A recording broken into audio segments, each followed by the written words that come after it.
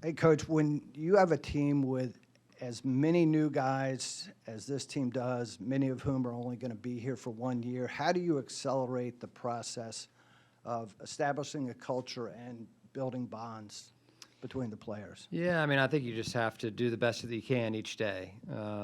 It's tough when you have, high school recruiting, AAU recruiting involved in that time frame as well. So if you think about our calendar, we have 2 weekends in June where we're out recruiting, and then we have 2 weekends in July, which we're getting ready to hit right now.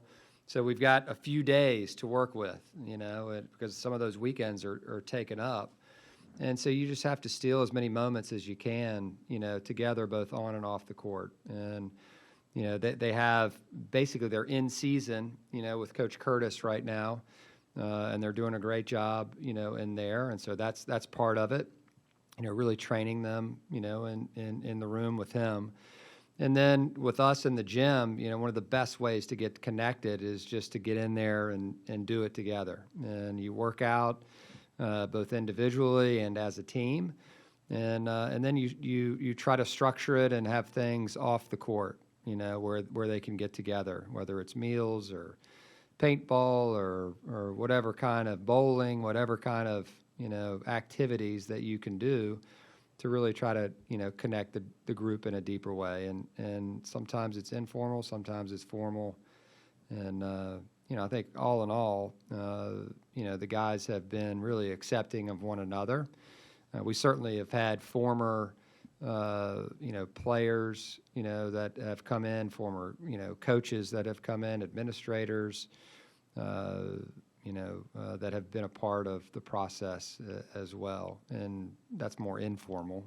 But when you hear those types of folks talk about what this place means to them, can't help but impact the new person in the room. When you first arrived in Charlottesville, one of the things you want to do is build a roster through the portal. But I feel like one of the first things you did was also contact Chance Mallerie. Yeah.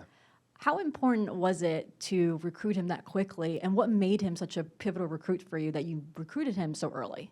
Yeah, I mean, certainly we were extremely familiar with, Chance and his family, not just Chance. We knew everybody in his family. His sister worked with us at VCU when I first got there, and then she moved away and was in Memphis. But, we were just familiar with him not only as a person, but also as a player. He's one of the top, guards in the country, in his class.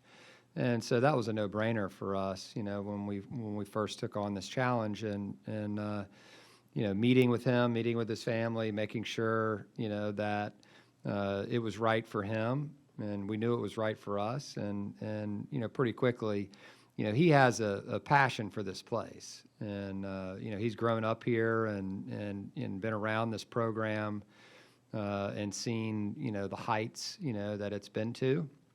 And, I can relate to that, from being a youngster growing up here and looking up to, the players that played here and wore the jersey. And so in this day and age, those types of players are like gold, when you can get them here, and hopefully they have the type of success that we all hope for, and individually they hope for. But, it's a really important factor as you're beginning to build a program. Ryan, the College Sports Commission and NIL Go are now a week up and running. Have you heard from any of your players or coaches about what experiences your athletes have had with the process yet?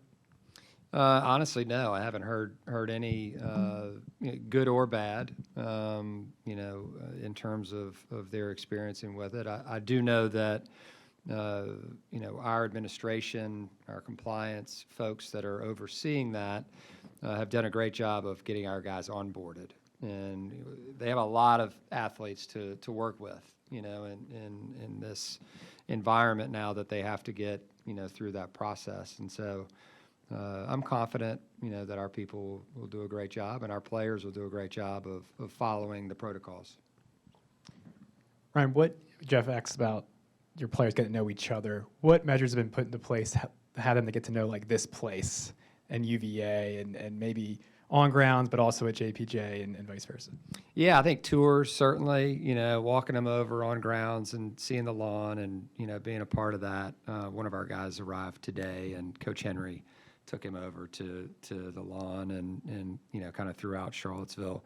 One of the best ways to do it, quite honestly, is not on foot. It's by driving. You can drive this place pretty quickly and get a sense of, how close things really are, and I know there's some construction going on, as you head over towards, Scott Stadium around, what was that, Jefferson Park over there, isn't it? Jefferson Park Avenue, JPA, right?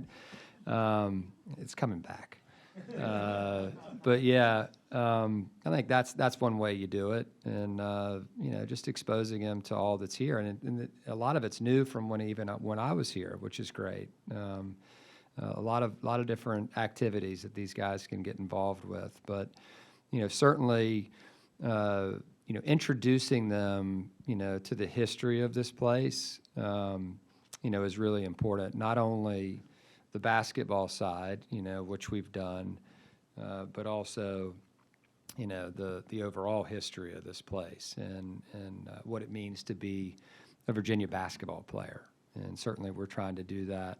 And a Virginia student athlete, we want to expose them to all that this place has to offer, because regardless of, the professional aspect of this, those institutional things cannot change. And we want to make sure that the people that choose, because it is a choice, choose to come here, value that. Yeah, Ryan, a lot of the players you pulled from the portal, they have strong backgrounds with high three-point percentage shooting. Yeah. What's the benefit of it? Was it a prerequisite that they needed to have when you were recruiting them?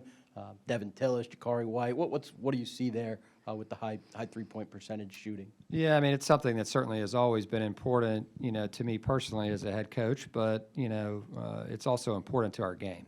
And, as you watch, the NBA and you watch the college games, the teams that are able to find quality looks in and around the basket, but then also find those quality looks outside of three, have a really good chance, if you're a good defensive team, to be successful. And so certainly we wanted to find guys that fit our system and our style. The more times that you can put 4 guys on the court and sometimes 5 that can shoot the basketball, well, that gets the court just does this, And when you have multiple guys that are not those type of shooters, then it does the opposite, and then the defense can load up. The NBA, it's a little bit harder to do that because of the rules, but in college, certainly, you want the space. We're all searching for that space on offense to be able to create, both off the bounce and but also, from behind the arc. Ryan, in contrast to that, talk a little bit about your big guys and how excited you are to have landed those 2 European guys and what that can do for this team. Yeah, I'm really excited, about our front court. I feel like, it doesn't necessarily look like it right now because they're not all out there practicing with us. And so we're not going to have the benefit of having an entire summer, with the entire roster, and that's okay. These guys are experienced players and have played at a high level, and we'll be able to pick things up, really quickly, as we begin to implement things when the guys get back after August, as they get enrolled in school for the fall. But Grunlow certainly, has tremendous size. He's over 6'11".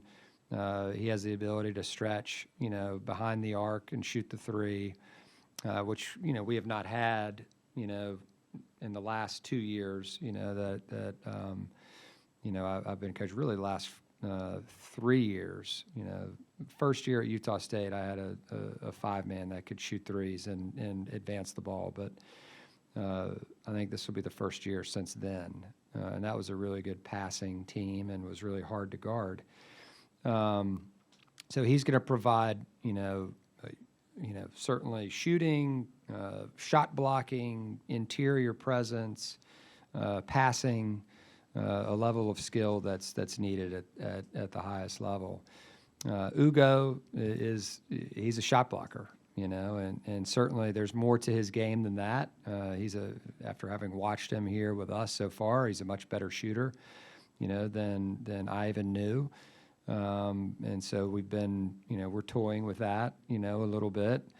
But ultimately, his way on the court, his way to impact the games, is going to be, a presence, inside. And then, Tess, DeRitter, he's a really tough player. He's an all-court player. He's a guy that has played a lot of basketball, and a high-level basketball at that. And, we'll be up to the challenge, against the competition that he's going to face. Hey, Coach. Had a question about scheduling. Good to see you. Man. With the current landscape of ACC schedules playing between 18 and 20 conference games, can you fit high-profile, non-conference, in-state matchups amongst the other teams in the Commonwealth? Yeah, it just remains to be seen. I think certainly we're trying to put ourselves in a position where, we have the best schedule that will challenge us and get us prepped, for conference play. I mean, that's the goal. You want to put yourself in a position initially where you're playing really good teams, you're winning those games, and it's propelling you into conference play. And while realizing that you're going to play some games where you're not going to be victorious. You're going to go on the road to school X, and play a tough game. Maybe you don't come out, but it doesn't hurt you from an NCAA standpoint. You've challenged yourself. You've been out on the road and done that. And then once you get into the conference, it's up to you to do your job, in order to have a resume that is worthy of making the NCAA tournament. And so in our minds, we have to schedule for that, every year. And so it's not so much about in-state, out-of-state. It's more about we have to schedule properly, to put ourselves in the best position to make the NCAA tournament and have the best seed possible.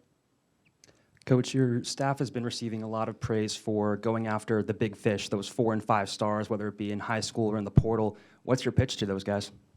Yeah, I mean, I think just the overall UVA experience. I think our style of play is a style that is befitting of a lot of different, players around the country, whether it's, a really good high school player that's coming out that, has visions of playing in the NBA, but wants to do it at a place where, he can chase excellence in the classroom and be around other people that are doing the same thing. And so, I mean, if I'm a parent sitting in that living room, I'm thinking, all right, I want to look at UVA. They're playing fast. They're moving the ball up the court. This style is going to train them for what they're going to see in the NBA. But then when you combine that with, a place that really values an education and is going to train them for life after basketball, and they're going to be connected to people. They're going to be able to help them the rest of their lives. I think you have a really competitive and compelling argument to really consider our university, and then when you add in the support that they're going to get while they're here, both the academic support, the support within the community and beyond. Being the flagship here, and within the league that we're playing in, you're playing against high-level competition. There's a lot of factors, that go into it. And so the best players in the country should look at Virginia. Hey, Coach. We know summer availability is sparse with practices. Is there any time for scheme installation, or is it more chemistry and fitness-based for your guys? Yeah, I think what I've tried to do over the years, and it's changed some, is to try to give them a lot, right? And, see what they can digest. And then when you get back in August, you really hone in on the details. of things. And so we're not going to become the best, team in terms of transition defense over the summer. We're not going to become a well-oiled machine on offense, over the summer. But what you give them an opportunity to do is make mistakes, without fear, and really play their game and show what they can do, over the summer. And then you begin to figure out, okay, this guy, he can do more than I thought he could do, going into your season. And then you begin to work it that way. We're not doing a ton of defensive things, other than one-on-one. And that's where all defense starts, is you have to be able to stop your man. But we're not putting in a ton of schemes on defense right now in terms of pick and roll defense and, how do we guard certain situations and rotations. We have to be able to guard our man first. And guarding our offense is hard enough, for the guys. And really training them, we're training them to play at a high pace, but a pace that's not reckless, where they're turning the basketball over. And so, shot selection and things like that, we're teaching them what our shots look like, not what the individual shots should look like. It's more, this is what we want. And so we're trying to train them every day to play at a high pace and try to search, for the best shot for Virginia. And then really developing a sense of, okay, this group, if you're going to play here, you're going to share the ball. And so that's something that they're being coached on every single day. Yeah, Coach, you yourself are coming up from the mid-major level to the power forward level. What traits did you look for, though, when you're recruiting, some of these mid-major transfers to come up, like a Malik, Devin, Jakari? What traits do you think translate up a level? Yeah, I think certainly if you're a primary player, at the mid-major plus level, the chances of you being successful at the high major level are pretty good. Now, does it mean you're going to average the same amount of points? No, I don't think that's necessarily. We're not really concerned about that, but it's, can you get it done, at this level? Because you've seen it over and over and over again.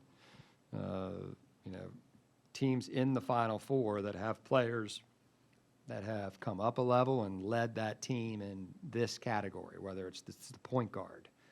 The point guard at Alabama, came from Ohio. All of a sudden, he's really elevated that team and became one of the best players in the country.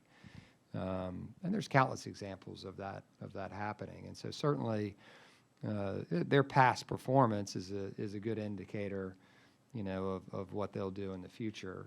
And then ultimately, it comes down to the character and all the things that go into recruiting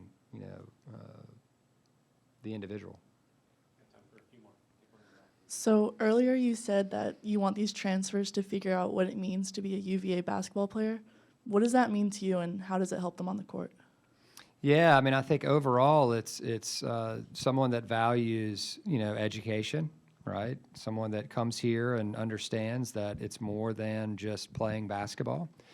And you're playing for more than just yourself, right? And you think about, all the players that have played here over the years in the different eras, and we've shown them videos, and they've met some of these guys that have gone on to do great things. They had access to a gentleman who coached in Game 7 and then was here 2 days later, right? And was in our practices, and not one time. And he was there on his own free will, not because I asked him to come or anything like that.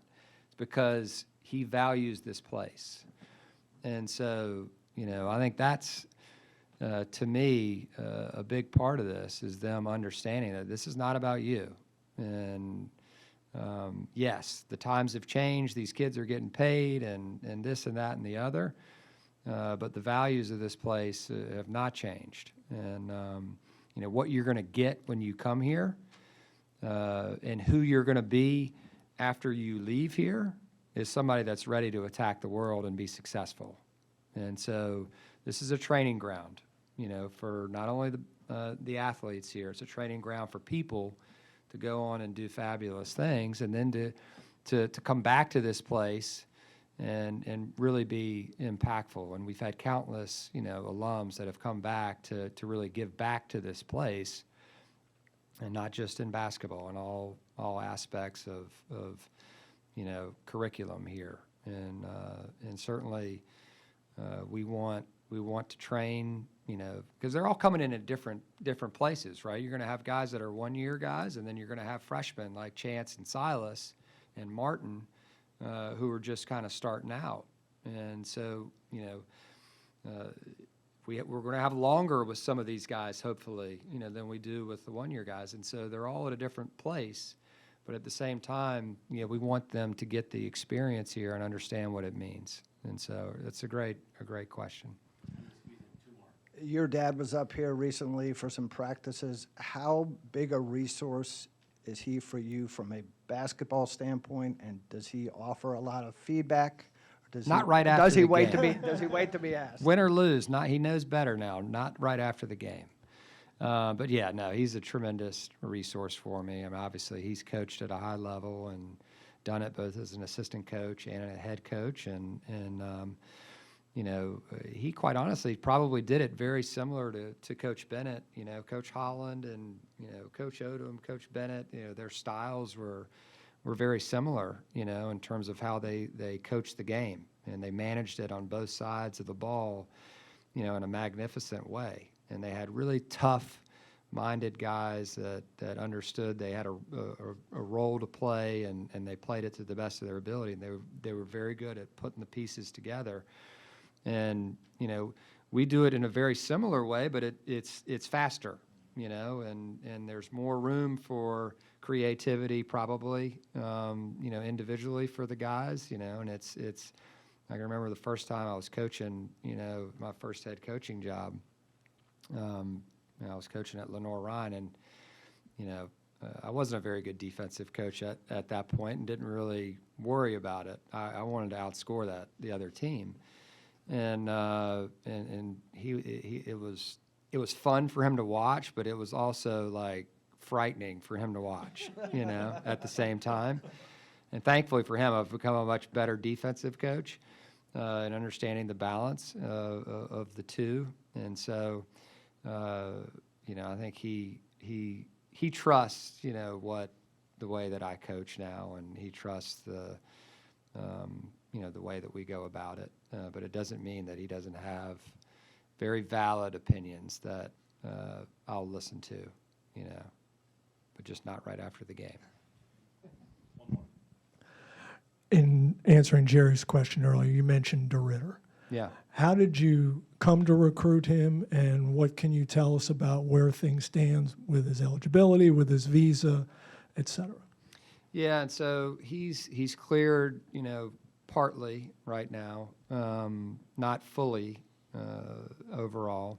I don't know what I'm at liberty to discuss, quite honestly, but I think we're still going through the process, of finishing that, and we've gone along this path, with him, and we're at a point where we're able to tell the world that this is we're connected on this, and he wants to come, we want him to come, and now we just got to finish the job. And so some of that's not on us; it's not our timeline. It's the NCAA has to go through that finishing process. So, and if you really think about it, it's a natural thing. You have the fall sports are beginning, and so they're not going to get to some of the the cases like Tess's right away. It just takes more time. How did you come to recruit him? Yeah, I mean, just like any kids, he was recommended by somebody, and we began to investigate it, and we began to recruit him and figure out what are all the details. I mean, you have to unlayer it, to figure out if it's worth continuing to recruit. And I think our staff, my assistant coaches, have done a great job.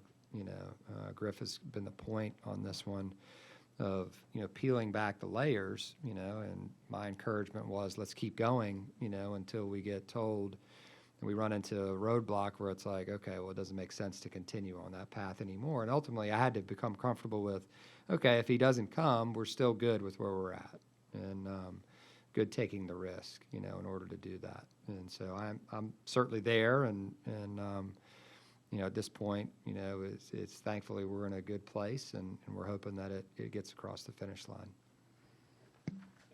Thank you, guys.